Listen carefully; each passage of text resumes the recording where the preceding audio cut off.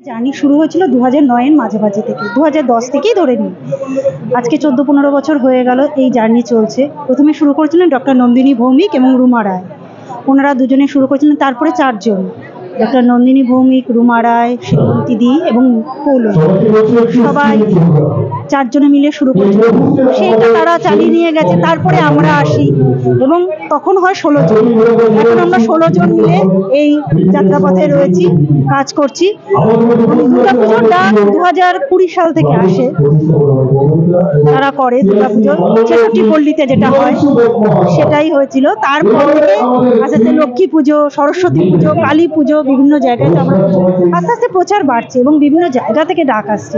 অনেক জায়গায় হয়তো আমরা সাড়া দিতেও পারছি না, এবং বাইরে থেকেও ডাক এসেছে যেখানে আমরা অনেক সময় সাড়া দিতে পারছি না। আমরা কলকাতার মধ্যেই এইভাবে চলেছে আমাদের যাত্রা, এখনো লড়াই চালিয়ে যাচ্ছি। অসংখ্য ধন্যবাদ দিদি, লড়াই চালিয়ে